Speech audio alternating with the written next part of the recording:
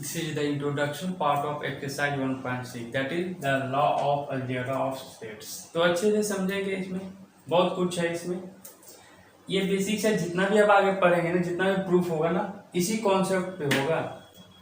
तो ये actually law ना टोटल 6 लॉ है बुक में दिया हुआ, तो मैं किसी एक का प्रूफ बता दूंगा। प्रूफ इंपॉर्टेंट है नहीं, तो इसमें से 6 में से अगर एक का मैं अगर कॉन्सेप्ट बता दूंगी कैसे प्रूफ होगा, तो सेम पैटर्न से ना सारा प्रूफ हो जाएगा। तो चलते हैं, पहला लॉ क्या बोल रहा है इसमें, आइडेम्पिटेंट लॉ।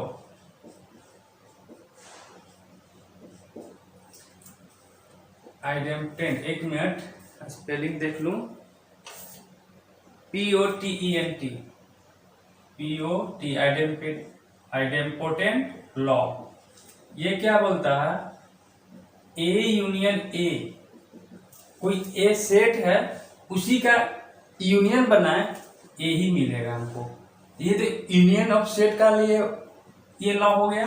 इंटरसेक्शन के लिए ए इंटरसेक्शन ए, सेट ए है खुद ही से इंटरसेक्शन बनाएगा, तो क्या मिलेगा मुझे, ए ही तो मिलेगा। तो ये बस रिजल्ट याद रखिए, प्रूफ तो पूछने वाला है नहीं, फिर भी मैं बता दूंगा, मे भी अगर शायद क्वेश्चन पूछ दे। चलिए नेक्स्ट है identity law. Identity law, identity क्या बोल रहा है, ए यूनियन फाई। फाई क्या है, आइडेंटिटी मतलब कि कोई सेट है यूनियन फाई करेगा तो क्या मिलेगा मुझे। एक सेट है, यूनिवर्सल सेट बना लीजिए, कोई एक सेट ए है और यूनियन बनाना है इम्पटी सेट से, तो इम्पटी सेट तो कुछ भी है ही नहीं, तो दोनों का यूनियन क्या मिलेगा हमको, ए ही तो खुद मिलेगा। जब इम्पटी सेट कुछ है ही नहीं तो ए ही मिलेगा मुझे।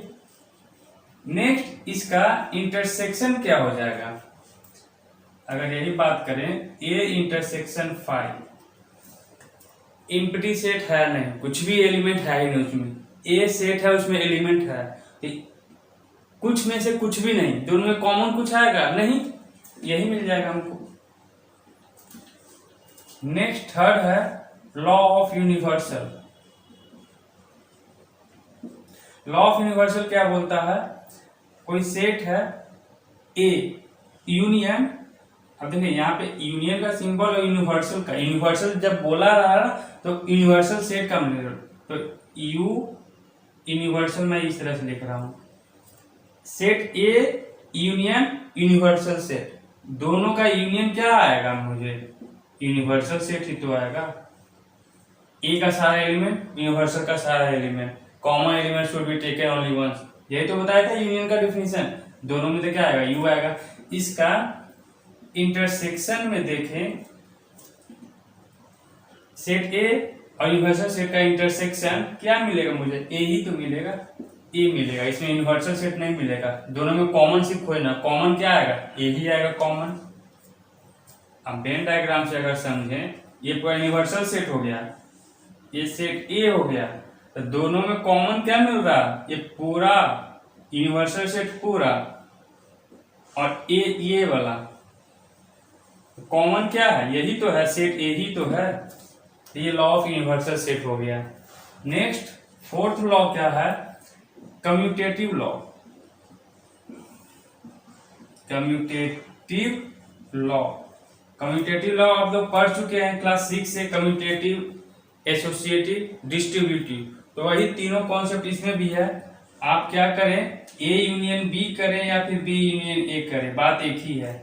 इसमें ए इंटरसेक्शन बी या तो बी इंटरसेक्शन ए, ये सब ऑलरेडी आप पढ़ चुके हैं। फिफ्थ में है associative law. Associative law, associative law क्या बोल रहा है, किसी दो को एक साथ, मतलब देखिए यहाँ पे A union B union C, associative law of addition, ये सब पढ़ चुके हैं ना। तो एडिशन में क्या बोलते हैं, पहले तो ये दोनों को ऐड करें या फिर ये दोनों को ऐड करके इसको लास्ट में ऐड करें। तो मैं क्या किया, बी यूनियन सी करिए पहले या फिर ए यूनियन बी करिए, बात तो एक ही आएगा। ए यूनियन बी को एक साथ पहले कर दीजिए, फिर यूनियन सी करिए। इंटरसेक्शन में भी यही हो जाएगा, A intersection B intersection C, तो यहाँ हो जाएगा ए इंटरसेक्शन बी, पहले आप ऑपरेशन करिए, उसके बाद ऑपरेशन सी के साथ इंटरसेक्शन लगा दीजिए। तो ये है मेरा एसोसिएटिव लॉ। 6 है डिस्ट्रीब्यूटिव लॉ। डिस्ट्रीब्यूटिव लॉ ये है A union B intersection C. तो यहां पे समझेंगे क्या है, ए यूनियन बी लिख देंगे पहले, फिर यहां पे क्या सिंबल है इंटरसेक्शन का, फिर ए यूनियन सी। अब ये जस्ट इसका एक और आएगा, यूनियन की जगह intersection, A intersection B, intersection की जगह यूनियन। तो यहां पे क्या आ जाएगा A intersection B union A intersection C. बस जैसे मल्टीप्लाई कर रहे हैं डिस्ट्रीब्यूटिव मल्टीप्लीकेशन, उसी तरह से बस कर दिया मैं। ये डिस्ट्रीब्यूटिव लॉ हो गया। एक और लॉ है डी मॉर्गन लॉ है। तो मैं यहाँ पे एक लॉ लिख दूं, एक है डी मॉर्गन लॉ।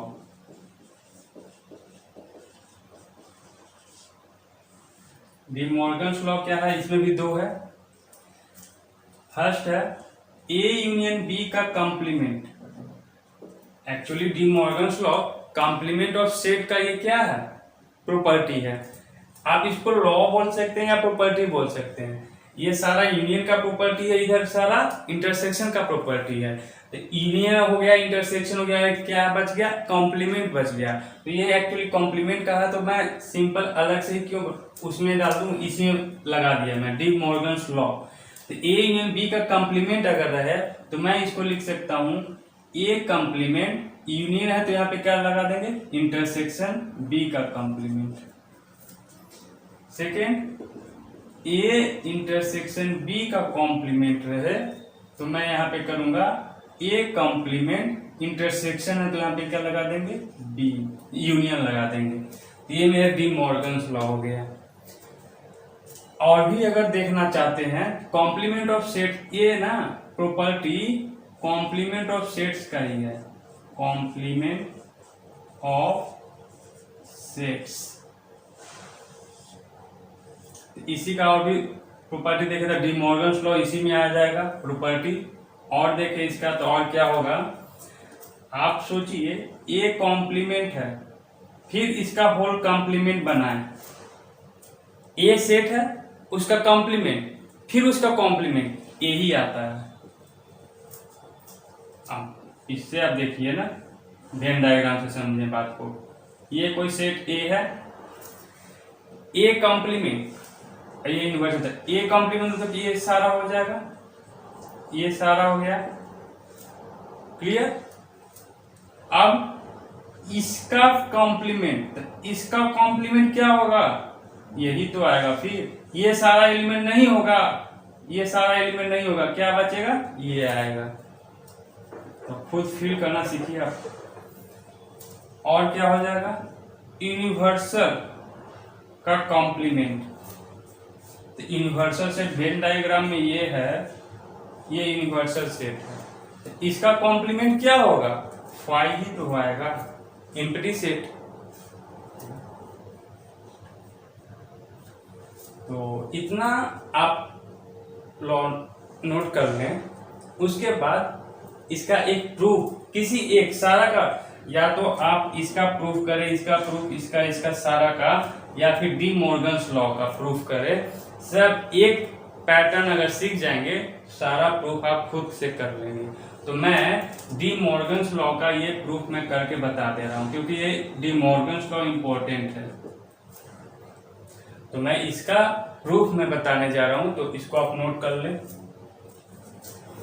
इसका प्रूफ देख लेते हैं, डी मॉर्गन लॉ एक बता देते हैं। और एक्सरसाइज जब करेंगे ना, तो जो ये कॉन्सेप्ट बताने जा रहा हूं उसी कॉन्सेप्ट को उसमें भी प्रूफ करेंगे एक्सरसाइज में।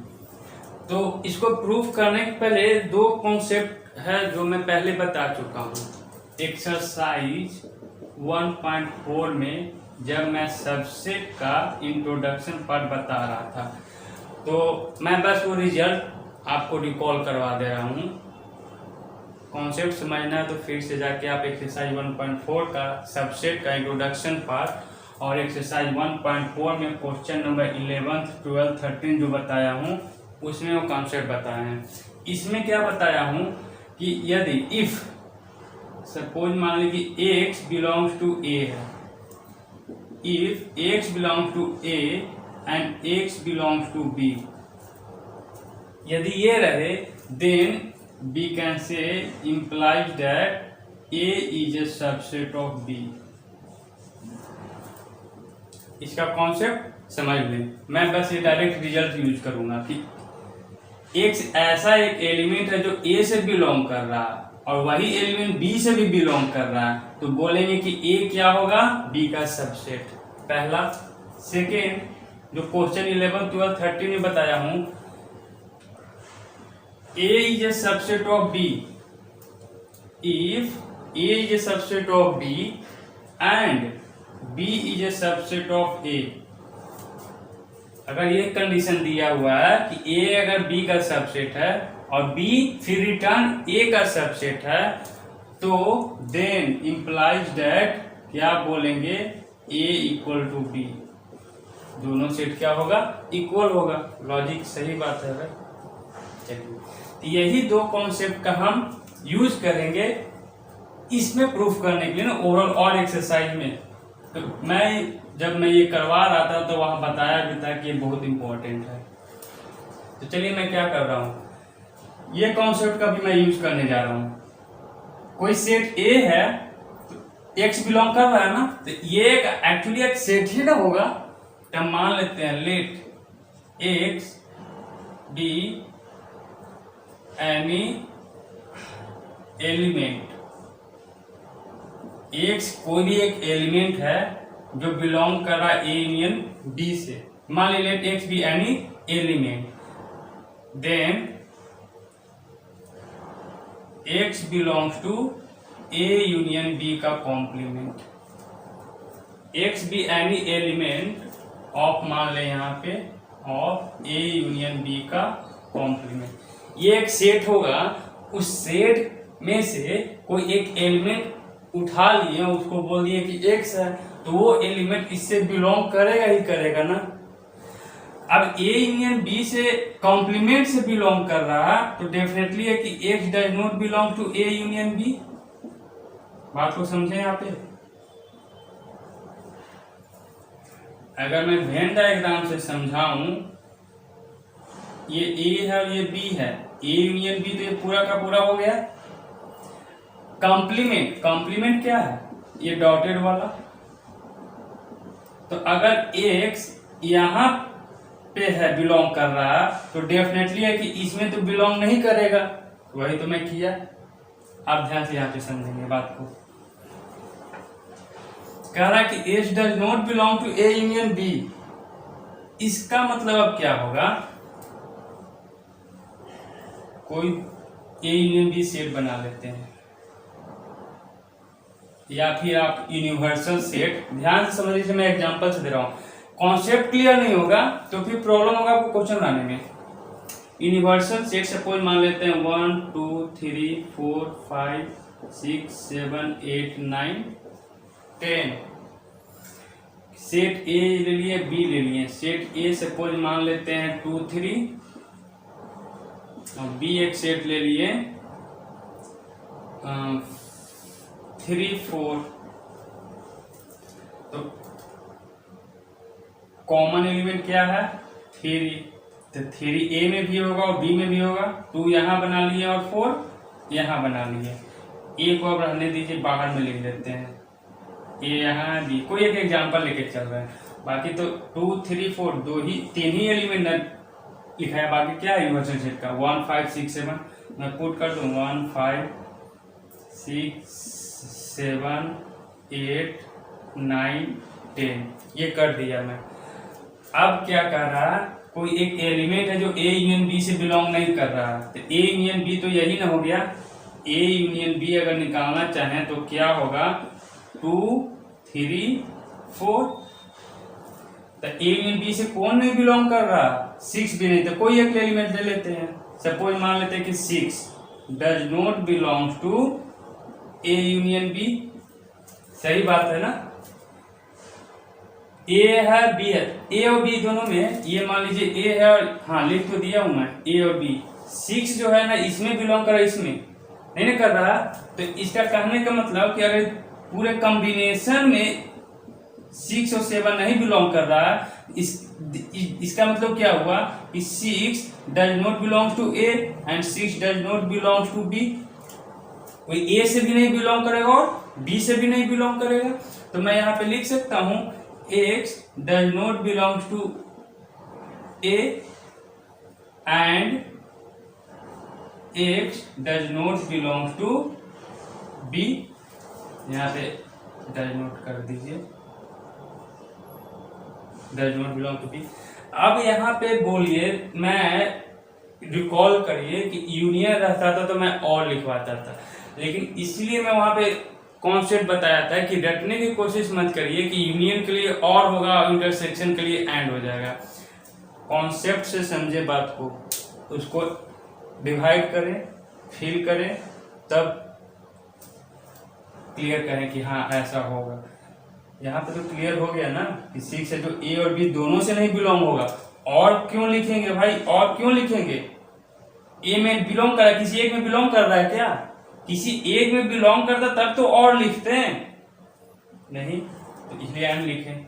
अब यहाँ पे देख लीजिए, एक से जो ए में भी नहीं है और एक से जो बी में भी नहीं है, यहाँ पे क्या है? एंड है। तो अब हम यहाँ पे लिख सकते हैं x does not belong to A intersection B. बात को समझे? मैं बोला कि 6 है जो ए में भी नहीं है, 6 है जो बी में भी नहीं है, तो उसके इंटरसेक्शन में भी तो नहीं होगा 6। इंटरसेक्शन क्या आएगा? 3। इसका इंटरसेक्शन क्या है? A intersection B. A intersection B में तो 3 है, तो 6 तो इंटरसेक्शन में भी नहीं आएगा। तो मैं लगा दिया यहाँ पे x does not belong to A intersection B. जब ए इंटरसेक्शन बी में नहीं बिलोंग कर रहा तो 6 कहाँ बिलोंग कर रहा होगा? इसको कंबाइन करेंगे तो मैं बोलूंगा 6 does not belong to A intersection B. सही बोल रहा, इंटरसेक्शन में 3 है। तो जब 6 इसके इंटरसेक्शन में नहीं है तो 6 कहाँ पे है? इसके इंटरसेक्शन के कॉम्प्लीमेंट में है। मैं बोल सकता हूं 6 belongs to A intersection B का कॉम्प्लीमेंट। इसका कॉम्प्लीमेंट में ही है ना, तो यहां से मैं लिखूंगा x belongs to A intersection B का कॉम्प्लीमेंट। चलिए यहां तक हो गया।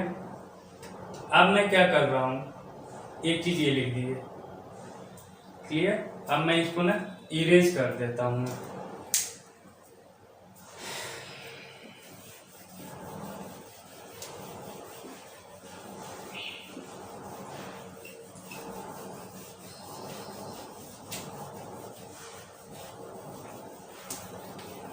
बस जो रिजल्ट था वो हम यूज करेंगे। लाइट चला गया।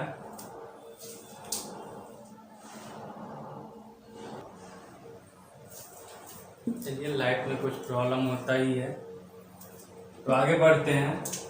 तो मैं ये बता रहा था, तो यहाँ पे लाना क्या था, ए कॉम्प्लीमेंट और बी कॉम्प्लीमेंट के बराबर। तो मेरा पास ये आया ना, यानी कि कुछ न कुछ मिस्टेक हुआ है। तो क्या मिस्टेक हुआ है, तो यहाँ पे से फिर से देख लें। यहाँ पे हमको कॉम्प्लीमेंट के फॉर्म में लाना है ना, ए कॉम्प्लीमेंट बी कॉम्प्लीमेंट के फॉर्म में। तो यहाँ पे बोला कि x does not belong to A. अगर कोई एक एलिमेंट है जो ए से बिलोंग नहीं कर रहा है, इसका मतलब क्या हुआ कि ए कॉम्प्लीमेंट से बिलोंग करेगा। एंड अगर x है जो b से बिलोंग नहीं कर रहा है, तो यानी x कहां पे बिलोंग करेगा? कॉम्प्लीमेंट में। क्लियर। अब बात को समझिए। यहाँ पे अगर मैं बोलूं कि x बिलोंग्स टू a है and x belongs to b है, a से भी बिलोंग कर रहा, b से भी बिलोंग कर रहा, तो यानी इसका मतलब कि x जो है a इंटरसेक्शन b से बिलोंग करेगा ही करेगा। आप एग्जाम्पल से लेके देखें ना, कोई सेट 1 2 है, कोई बी सेट है जो 3 4 2 3 4 है। तो सपोज मान लीजिए कि 2 अगर ए से बिलोंग कर रहा है और 2 बी से भी बिलोंग कर रहा है, दो टू ए में भी है और टू बी में भी है। अगर कोई एक एलिमेंट ए में भी बिलोंग कर रहा है और बी से भी बिलोंग कर रहा है, तो ए इंटरसेक्शन बी क्या होगा? कॉमन एलिमेंट क्या आ रहा है? 2 आ रहा है। तो ये 2 हम बोलेंगे ना कि ए इंटरसेक्शन बी में भी बिलोंग कर रहा है, तो वही तो मैं लिखा। तो आप ये सब खुद फील करिए, एग्जाम्पल लेकर सोचें। मैं बार बार एग्जाम्पल लिखूं तो वीडियो लंबा हो जाएगा, तो मैं डायरेक्टली कभी कभी ऐसा भी कर दूं ना कहीं पे, तो आप खुद से एग्जाम्पल लेके फील करें चीज। जब तक ये फील नहीं करेंगे तो फिर प्रॉब्लम होगा, फिर रटना पड़ेगा। कहीं भी डाउट हो ना तो इस तरह का एग्जाम्पल लेके आप खुद से करें। तो यहाँ पे बोल रहा हूं, तो इस कॉन्सेप्ट के अनुसार मैं बोल सकता हूं कि x बिलोंग्स टू a था b से था, यहाँ a कॉम्प्लीमेंट और b कॉम्प्लीमेंट है, तो हम बोलेंगे a complement intersection b complement. x जो है a कॉम्प्लीमेंट और b कॉम्प्लीमेंट के इंटरसेक्शन से बिलोंग करेगा, ये चीज आया। तो अभी इसके पहले मैं कॉन्सेप्ट क्या बताया था कि if x belongs to a and x belongs to b, they imply that a is a subset of b। तो यहाँ पे देखिए x जो है a यूनियन b से भी बिलोंग कर रहा है, और मैं शो कर दिया कि x जो है इससे भी बिलोंग करेगा। इसके जगह आप क्या मान ले? a मान ले, इसके जगह क्या मान ले? टोटल b मान ले। तो यही कॉन्सेप्ट था ना, x belongs to a, x belongs to b, then a is a subset of b। तो a ये है, तो हम बोलेंगे ना a is a subset of b। तो a की जगह क्या है? a यूनियन b का होल कॉम्प्लीमेंट। सबसेट होगा किसका? b का, यानी a इंटरसेक्शन a कॉम्प्लीमेंट का इंटरसेक्शन b कॉम्प्लीमेंट। ये सब हटा दे, तो मैं समझाने के लिए किया था, ये हटा दिया। ठीक है, चलिए यहाँ तक क्लियर हो गया ना। अब क्या करेंगे? ये तो प्रूव कर दिया, अब उल्टा लेके चलते हैं। Let y be any element of LHS से लेके चला, मैं RHS से लेके चल रहा हूँ, A complement intersection B complement. जब y इस सेट का कोई एक एलिमेंट है, तो मैं बोलूंगा y belongs to A complement intersection B complement. अगर y a इंटरसेक्शन b से बिलोंग करता, तो मैं बोल सकता था कि y a से भी बिलोंग करेगा एंड y b से भी बिलोंग करेगा। a इंटरसेक्शन b मतलब कॉमन, दोनों में, दोनों का कॉमन ना। y अगर दोनों के कॉमन में आ रहा है, इट मींस दैट व्हाट, कि y है जो a से भी बिलोंग करेगा और y है जो b से भी बिलोंग करेगा, तभी तो कॉमन आएगा। चलिए, तो मैं इसके अनुसार मैं लिख सकता हूँ y belongs to a complement and y belong to b complement. Clear? Next देखते हैं, जब y a कॉम्प्लीमेंट से बिलोंग कर रहा है, इट मींस व्हाट, कि y does not belong to a। जब a कॉम्प्लीमेंट से बिलोंग करेगा तो a कहां, a से कैसे बिलोंग कर सकता है? एंड जब b कॉम्प्लीमेंट से y बिलोंग कर रहा है तो b से नहीं बिलोंग करेगा, तो y does not belong to b। y है जो ना a से बिलोंग कर रहा है, यहाँ पे समझिए बात को, एक a है और b है। कोई यहाँ पे एग्जांपल लिए थे ना 6 वाला, तो 6 एलिमेंट है, मान लेने कि बाहर में 6 एलिमेंट है। तो बोल क्या रहा कि 6 y की जगह हम क्या मान लिए? 6 जो है ना तो a से बिलोंग कर रहा और ना ही b से बिलोंग कर रहा, दोनों से नहीं बिलोंग कर रहा। इट मीन्स व्हाट, इसके a यूनियन b से भी नहीं बिलोंग करेगा। तो मैं यहाँ पे लिखूंगा कि y does not belong to a union b। जब a यूनियन b से, हाँ ये क्या है, does not belong to, a union b से नहीं बिलोंग कर रहा, इट मीन्स व्हाट, कि y किससे बिलोंग करेगा? a यूनियन b के कॉम्प्लीमेंट से बिलोंग करेगा। प्रत्येक का एग्जाम्पल लेके एक्सप्लेन करना पॉसिबल नहीं है, तो आप खुद इसका एग्जाम्पल लेके फील करें, ठीक है ना। चलिए, तो मैं यहाँ पे बोल, यही concept, y belong to this, y belong to this, it mean what, ये इसका सबसेट होगा। जैसे यहाँ पे किया, मैं यहाँ पे बोल सकता हूँ a complement intersection b complement subset होगा ए यूनियन बी का कॉम्प्लीमेंट का, इस कॉन्सेप्ट के अनुसार। नेक्स्ट कॉन्सेप्ट और क्या बताया था, if A is a subset of B and B is a subset of A. ठीक है भाई, इसलिए ऐसा आवाज निकल रहा होगा। ए बी का सबसेट है, बी ए का सबसेट है, इंप्लाइड डेट कि ए इक्वल टू क्या होगा, बी के बराबर। यहां पे देखें, इसको क्या मान ले, ए, इसको पूरा क्या मान ले, बी। तो ए यूनियन बी का कॉम्प्लीमेंट, ए यूनियन बी का कॉम्प्लीमेंट क्या है, ये ए है। A complement intersection B complement, ये क्या है, बी है। तो यहाँ पे हम तो बोले ना क्या है, ये A is a subset of B, और यहाँ पे क्या आ जाएगा, B is a subset of A. तो ये आ रहा है ना, A is a subset of B and B is a subset of A, then A equal to B, यानी दोनों क्या हो जाएगा, इक्वल हो जाएगा। तो हम बोलेंगे ना ए इक्वल टू बी। तो ये सब ए और बी समझाने के लिए किया हूं, तो सीधा अब यहाँ पे लिख सकते हैं, hence A union B complement equal to A complement intersection B complement. यही तो प्रूफ करना था, प्रूफ कर दिया। तो ये दोनों कॉन्सेप्ट बहुत बहुत इंपॉर्टेंट है, नोट कर लें आप।